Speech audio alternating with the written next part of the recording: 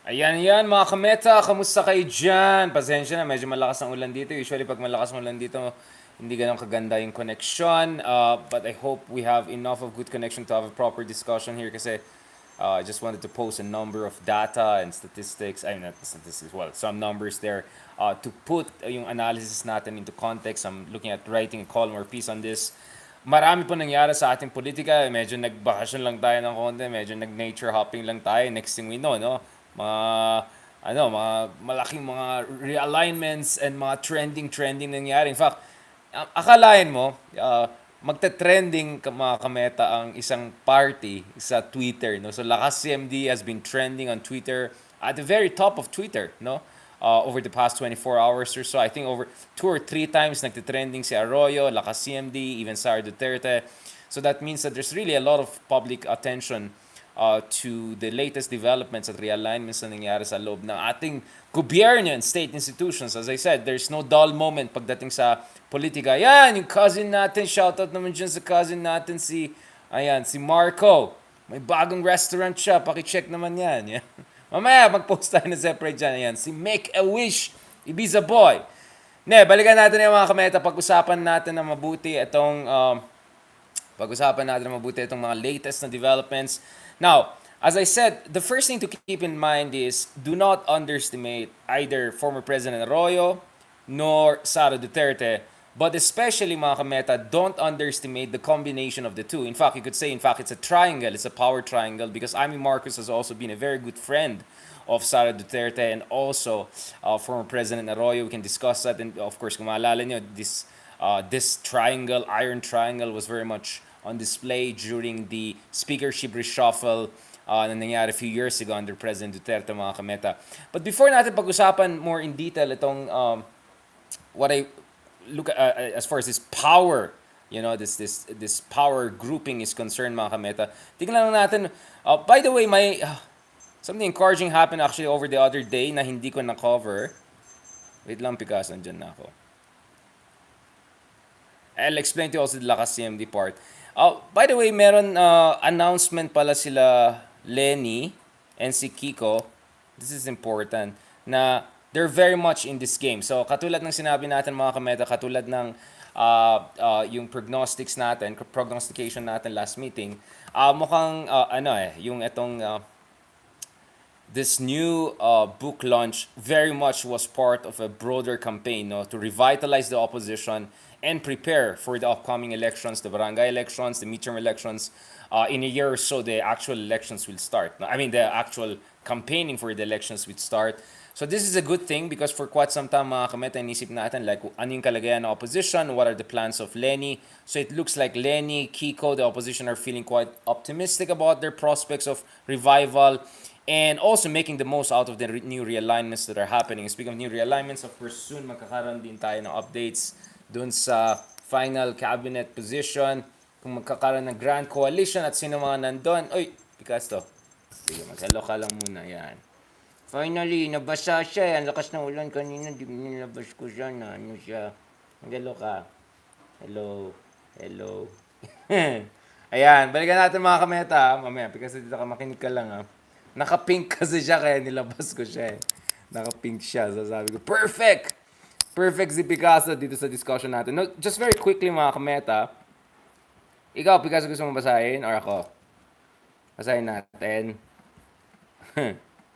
Cute. Wait lang isin natin yun para... That's it! Yun. Monitor ka lang dito kung maganda yung internet speed natin. Pasensya. Okay. Balikan natin. Picasso, basahin mo na.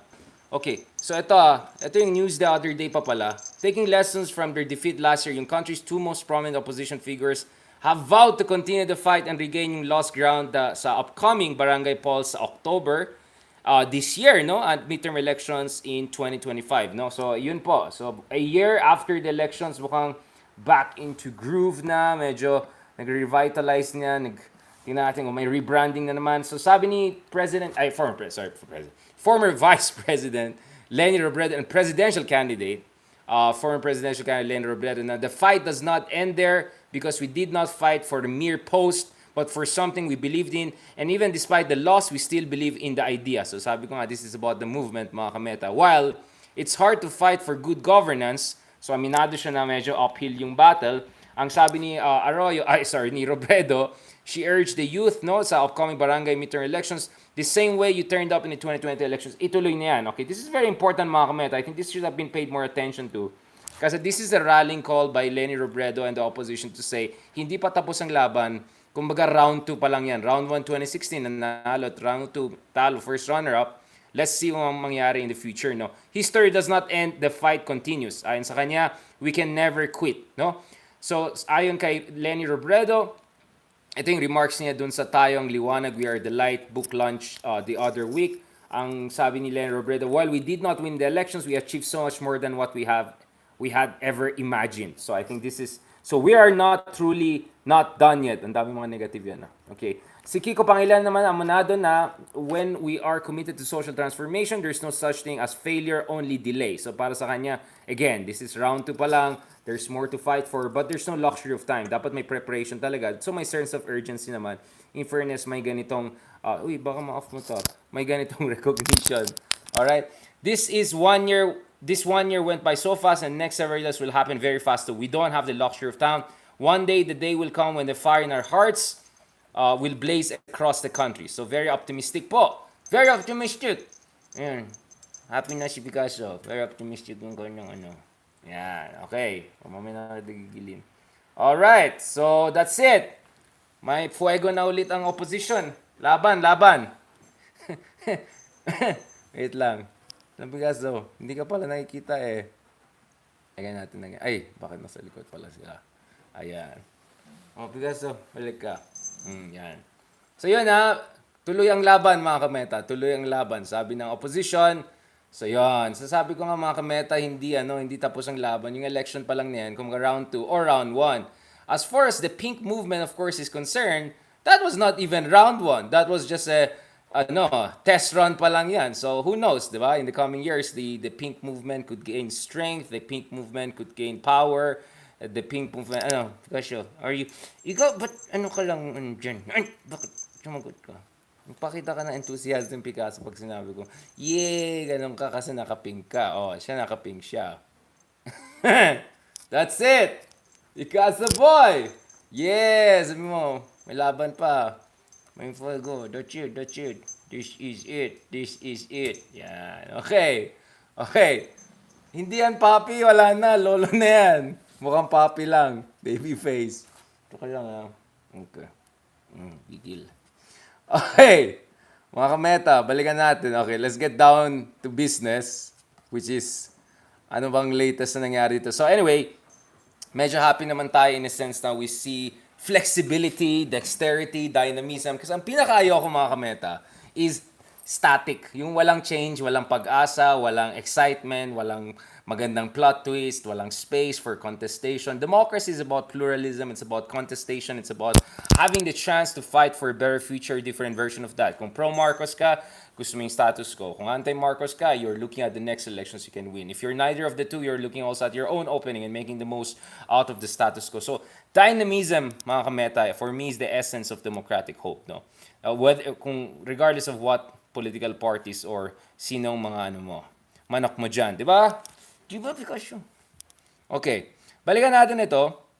So, as I said earlier, mga kameta, we should not forget the iron ladies of Philippine politics, right? In terms of conservative power. Remember, Iron Ladies what was attached to Margaret Thatcher, who was the kind of a beacon of modern conservative politics in Britain, no?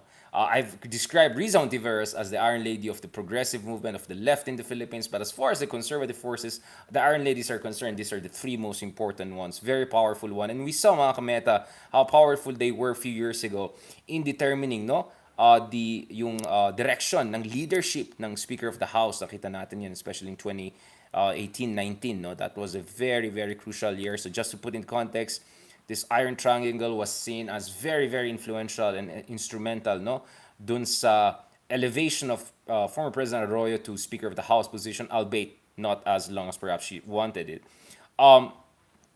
As I said, mga kameta, there's so much more to discuss here. Wait, nasan ka? Dito pala. Sorry, mahaba yung araw. No.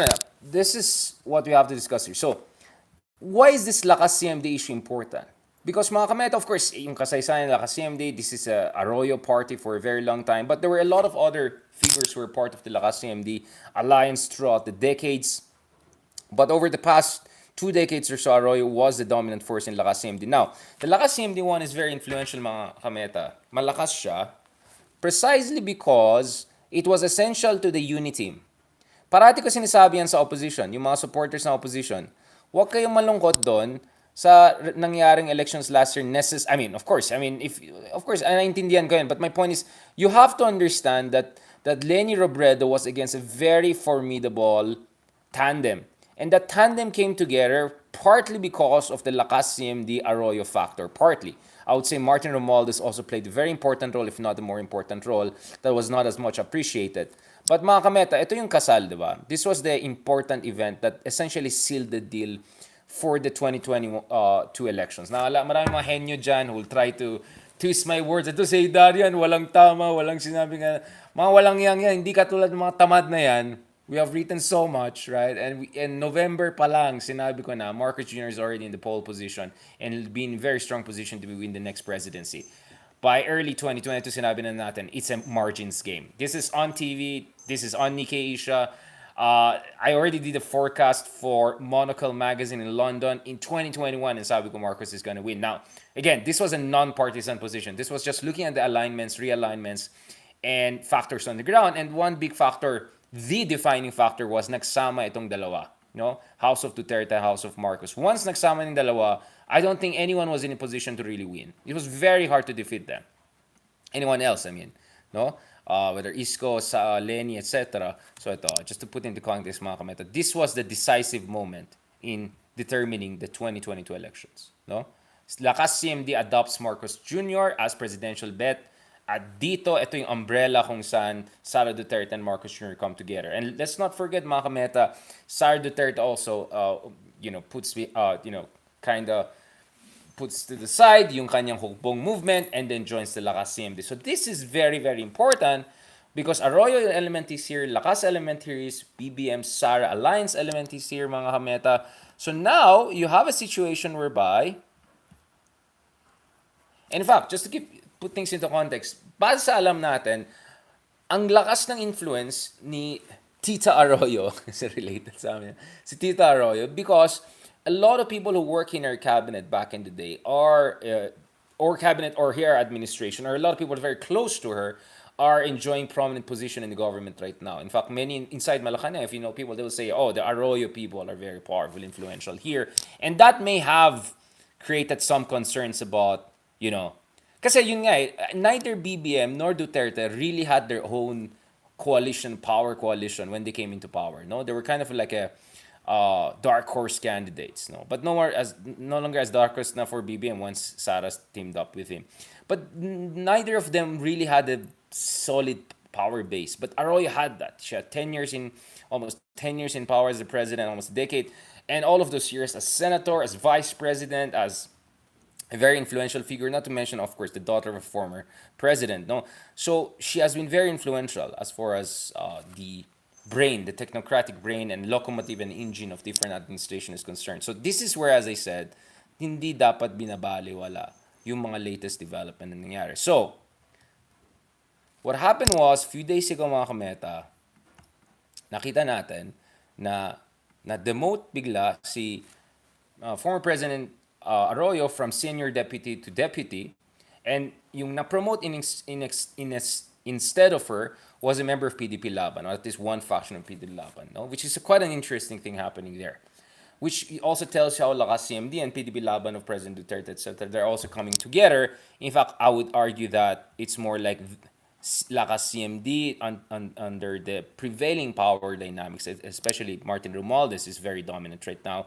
Again, to put things into context, nakita natin, for instance, last year, more than 200 former president officials from Davao provinces joined Lakas CMD. That's how Lakas is Lakas nowadays, mga kameta. No? And of course, Martin Romualdez is a very influential figure, the cousin of the president. Some would say very able, very shrewd, very, very sophisticated politician, etc.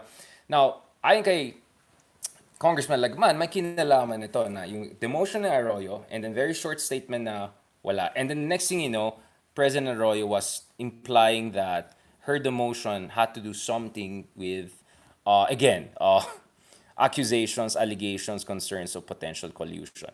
No? I-post natin yan para makita nyo mga kameta.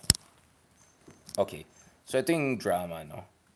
Para lang makita na. Again, as I said, everything I explain here, meron na yan. May basihan, may readings, you can check it on your own. So this is how we approach it, mga kameta. Hindi katulad ng mga ibang vloggers, mga trashy people, mga ano, hanggang maritas-maritas lang. Ito. So basahin nyo, very interesting yun. So, Sara-Arroyo resigns from lakas amid house drama or some would say tension between Arroyo and the prevailing leadership, no?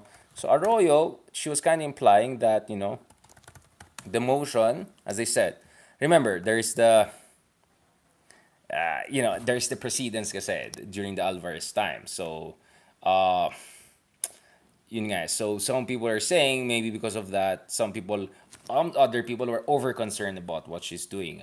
And of course, she's very, very influential. As I said, never underestimate former President Arroyo. She's very astute. I mean, from all the former presidents and prime ministers I've met and interviewed, and you can see my interview with President Arroyo, Chan. You can check it there. Parang chubby ko dun dun sa, na you can check it there mga kapitan. Makikita niyo naman talaga. So I interviewed her. We talked about a lot of issues. She's quite sharp, and I would say if you don't know what you're talking about, she can be very, very intimidating, and she definitely knows her stuff. Very intelligent, no, and definitely she's someone you're not gonna underestimate, no. And as I said, there are a lot of people are thinking, especially those from the opposition, that may kinalaman lahat ng mga yan, no, na related yan. Parang show of solidarity ba yan for some people na Sarah would, kasi if you look at it, there was an imputation of toxicity, diba? Now, what's even more interesting mga kameta is the reaction of Marcos Jr., right? Reaction of Marcos. Wow, nasa international news pala yan. Ayan. So, ito yung sinabi ni Sara Duterte, no? Hints at political power play. So, ayaw niya ng toxicity, ayaw ng political power play, at dito, umalis na siya sa Lakas CMD. So, again, you're already seeing hints of some disagreements. And also, very importantly, show of solidarity by Sara Duterte towards Arroyo. Again, this is very, very important. As I said, these two women, they're among the strongest in the country. So, no surprise mga kameta that when it comes to President Marcos Jr., immediately tries to play down the situation, right? Because I'm sure his instinct says, you don't want this to get out of control. You don't want this to project some sort of division. You want to still project unity as far as at least the original unity team is concerned. So, tingnan niyo mga kameta ito. The interesting thing for me is, as interesting, is the reaction of Marcos Jr. So ayon kay President Marcos Jr., the motion was not really a big deal. It was just really a reorganization. No? So ito, basahin natin. So sabi ni Pangulong Marcos Jr., yung mga reorganization na yan are just part of the process ng government. We said comes once in a while. So cyclical lang yan. Ayon kay President Marcos Jr., sa pagutput yata itong interview sa kanya, if you have been in government long enough, you'll have seen many of this. This is just part of reorganization, and the speaker, it's his prerogative as to how he feels about the house should be organized. So he's also saying, I respect their prerogative.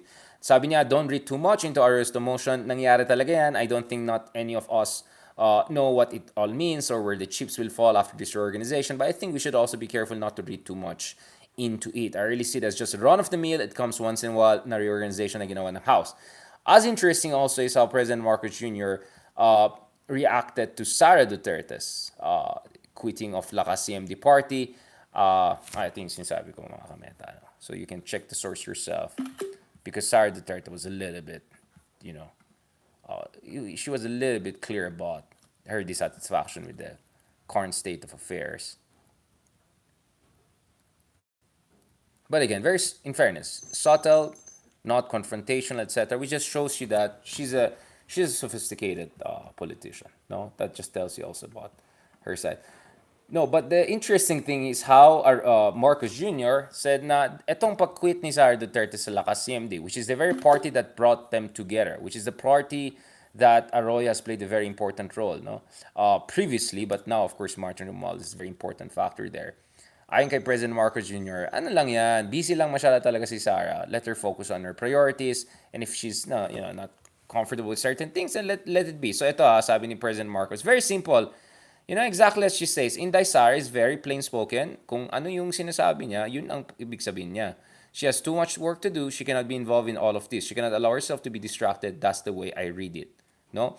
I can understand why sasabihin niya, ayusin niyo muna yan, gagawin ko muna yung mga kailangan kong tapusin. Right? In short, ayoko mga damay sa gulo. Bahala kayo dyan, ayusin niya yan. And I think, in fairness to Sara Duterte, I think she in the past saw a lot of yung mga infightings na nangyari sa PDP Laban Party, and then later on there were those there were the concerns or allegations of divisions within the own house of Duterte about who should run as the president, etc. So I think it kind of also makes sense for Sara to say, I don't want to do anything about this. And I think, in a way, Sara Duterte is also kind of, making sure that she's expressing her solidarity and support for the former President Arroyo. Or at least this is the reading of a lot of people who are quite aware of what's happening on the ground, especially those coming from the opposition. So this is a very interesting situation. As I said, all of this is also coming at a very critical juncture because, mga kameta, soon we might find out if Marcos Jr. is really gonna go, mga kameta. Is really gonna go for a kind of a team of rival, coalition government, something like that. And that the whole Sara Arroyo dynamics could also play into the final composition and what kind of people can get into that cabinet. I think once we have a clear idea of who are going to be in cabinet, is it going to be Gibo, Yap, more Arroyo people? Is it going to be some people for the opposition or from liberal side or a little bit above the fray, third, fourth side? That will give us a more kind of a discernment, no, dun sa power dynamics behind the scenes. So you don't need to know in exact marites within the Malacanang to know what's going on, because you can see that already with some of the reshuffling and realignments that are happening outside, because may kinalaman yan, may direct correlation yung behind the scenes dynamics and also what we see in terms of composition of cabinet, etc. Now I want to end on this note, mga kameta. I want to end us on this note. After the departure of Vic Soto, it looks like President Marcos Jr. is trying... Ay, Vic Soto, sorry. Vic Soto. Vic Soto. Diba? Vic Rodriguez. Ayan na ito yan. Vic Soto na napunta. Bakit napunta kay Vic Soto yung usapan? Kay Vic Rodriguez. Sorry about that. After umalis si Vic Rodriguez, you see that President Itbulaga na punta sa Itbulaga yung usapan. Then, after umalis na si Vic Rodriguez dun sa administration, I think President Marcos Jr. is in the process of rebuilding his foundation and creating a new coalition composed of different power groupings to make it unity and inclusive. But at the same time, he wants to have enough number of competent people to make sure the administration moves forward well, but also enough people he can trust and who are capable and he can trust. That's not easy, mga kameta. That's one of the most difficult part when you're in power. You need to find people you can trust, but at the same time, they have to be capable. Because if you can trust them, yes man lang, pero hindi capable, damay-damay niyan, it affects your legacy. And again, I'd rather give a benefit of doubt that this president wants an element of redemption. He wants to leave a better legacy, so that it's better for the next generation of Marcoses, etc. But you could see them, and this is a president who's also willing to reach out across the aisle. He's not intentionally polarizing. He's not intentionally divisive. He tried to downplay this issue because he doesn't want to fan the flames of rumors or divisionism or partisanship. At the same time, you can see there's also openness to more members of the liberal progressive opposition to be part of his cabinet, assuming they meet his criteria, including criteria of meritocracy and all. Because some of the names that have been coming up are actually people who are known to have some sort of interesting pedigree, no? Not necessarily competent people. Some of them are actually quite competent. And, I mean, the best example of that is someone who has already been there in the cabinet from the get-go, and that's Secretary Balisacan, Professor Dr. Balisacan. A fantastic guy, very smart guy, and one of the persons I really respect pagdating sa ating gobyerno. Alright mga kameta, I'll keep it here. Medyo napagod tayo dyan. Oh. Mag-bye-bye ka na, Picasso. Bye-bye ka na. Oh, bye-bye. Picasso, bye-bye. Oh, bye-bye na. Talk na tayo next time, ha? Okay. Sige mga kameta, good vibes lang tayo. I hope you had a good weekend. And I hope you'll have a good time with family and loved ones. And I hope you're paying attention about what's happening sa ating bansa. Not only with the sense of anxious anticipation, but also with a sense of anxious hope, right? Or at least hope that something can change and ano. So there so I saw some of this mga pseudo political expert analysts yung sabi, no, no, no, forever na itong fight. Parang etong unity team versus etong kakamping ka. No, mga kameta, this is Philippine politics. For anyone who has understood comparative politics, for anyone who has had a better understanding of not only Philippine politics but international comparative politics, you'll know that there are no permanent allies, there are no permanent friends, there are going to be constant realignments. And for those who approach Marcos Jr. in the most objective way possible, without forgetting all the things that have to be dealt with, we're very clear about that. If you did your assignment, mga kameta, you won't totally be surprised about how things are turning out right now. You don't believe me? Look at my writings last year pa lang.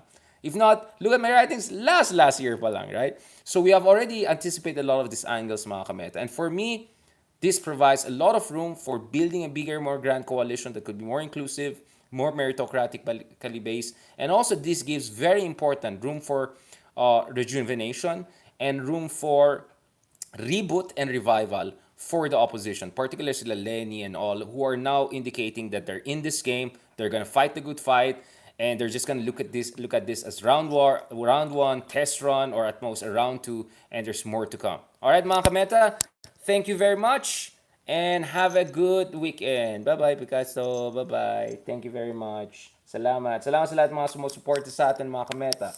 I appreciate it. Very kind of you guys. Ayan, pasensya na Picasso. Nilagay lang kita dyan. Alright. Gracias, señores. Señora, thank you very much. And I will talk to you next week. Medyo sorry, depressed ako. Natalo kasi yung Real Madrid eh. Natalo yung favorite team natin. Medyo natambakan ng Manchester City. Kaya, let's get over it. Alright, mga kameta. Thank you very much, guys. And talk to you soon. God bless. Have a blessed weekend.